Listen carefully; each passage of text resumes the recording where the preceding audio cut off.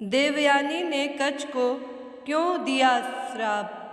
देवयानी और कच्छ की प्रेम कहानी। प्राचीन काल में देवताओं और राक्षसों के कई युद्ध हुए। इन युद्धों में कभी देवता जीतते और कभी राक्षस। लेकिन एक समय ऐसा आया कि राक्षसों की शक्ति तेजी से बढ़ने लगी। इसका कारण था मृत संजीवनी विद्या। राक्षसों के गुरु शुक्राचार्य को भगवान शिव के आशीर्वाद से मृत संजीवनी विद्या का ज्ञान मिल गया था। अब युद्ध में जो राक्षस मर जाते, शुक्राचार्य उन्हें फिर से जीवित कर देते। देवताओं के लिए यह बड़ी समस्या बन गई। क्या उपाय किया जाए? देवताओं के गुरु बृहस्पति भी इस विद्या से अनजान थे। देवगुरु बृहस्पति को एक उपाय सूझा।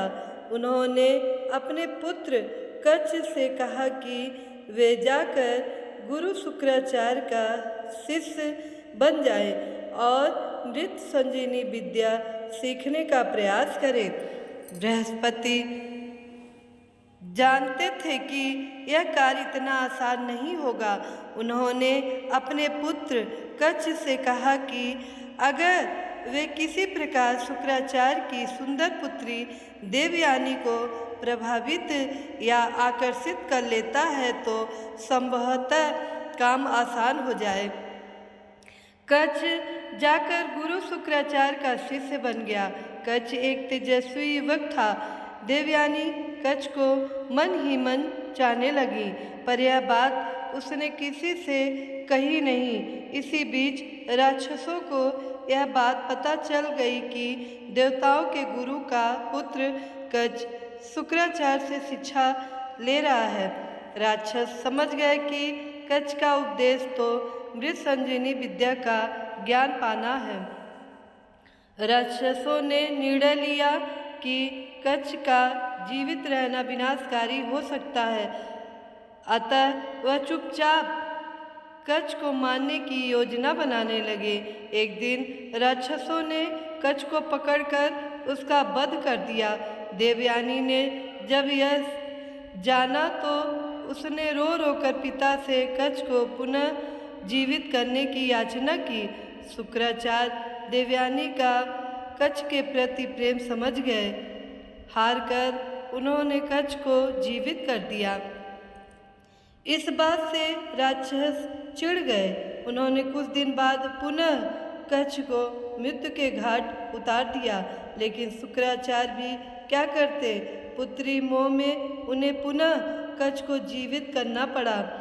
अब तो राक्षस क्रोधित ही हो गए। उन्होंने सोचा जो भी हो जाए कच्छ को रास्ते से हटाना ही होगा। उन्होंने तीसरी बार कच्छ को मार डाला।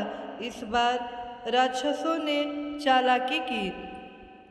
राक्षसों ने कच्छ को मारकर उसे शरीर को जला दिया और राख को एक पेय में मिलाकर अपने गुरु शुक्राचार्य को ही पिला दिया।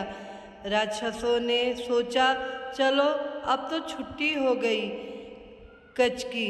लेकिन देवयानी ने जब कच्छ को कहीं नहीं पाया तो वे समझ गई कि क्या हुआ होगा। देवयानी ने पुनः अपने पिता शुक्राचार्य से विनती की कि वे कच्छ का पता करें। शुक्राचार्य महान ऋषि थे। उन्होंने अपने तपोबल की शक्ति से कच्छ का आवाहन किया तो उन्हें खुद के पेट से कच्छ की आवाज़ आई। शुक्राचार्य दुविधा में पड़ गए। अगर वे कच्छ को जीवित करते हैं तो वे स्वयं मर जाएंगे। अतः उन्होंने कच्छ की आत्मा को मृत संजीवनी का ज्ञान दे दिया। कच्छ अपने गुरु शुक्राचार्य का पेट फाड़कर बाहर आ गया और शुक्राचार्य मर गए। कच्छ ने मृत संजीवनी विद्या का प्रयोग किया और गुरु शुक्राचार्य को जीवित कर दिया। कच्छ ने शुक्राचार्य को जीवित करके शिष्य के धर्म को निभाया। अतः शुक्राचार्य ने कच्छ को आशीर्वाद दिया। देवयानी कच्छ को देखकर अत्यंत प्रसन्न हुई और उसने कच्छ से विवाह करने की इच्छा जताई।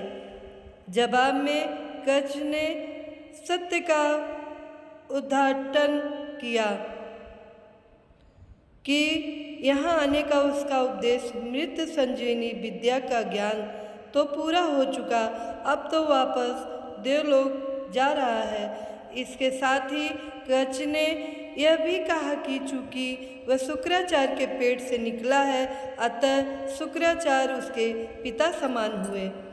इस प्रकार देवयानी कच्छ की बहन हुई, इसलिए वह अपनी बहन से शादी कैसे कर सकता है। देवयानी को इस बात से गहरा आघात पहुंचा। क्रोध और शोक में देवयानी ने कच्छ को श्राप दिया कि वे कभी भी मृत संजीवनी विद्या का प्रयोग नहीं कर पाएगा। कच्छ इस बात से चकित रह गया।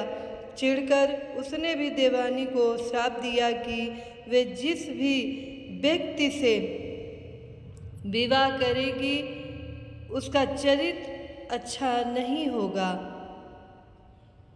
मित्रों, आप सबको कहानी कैसी लगी? अगर पसंद आई हो तो लाइक कीजिएगा, कमेंट कीजिएगा, ज़्यादा से ज़्यादा शेयर कीजिएगा और हमारे चैनल को सब्सक्राइब कीजिएगा। साथ में बेल आइकन बटन को प्रेस कीजिएगा ताकि हमारे नए कहानियों का नोटिफिकेशन आप तक सबसे पहले पहुँचे। कहानी के अंत तक बने रहने के लिए आपका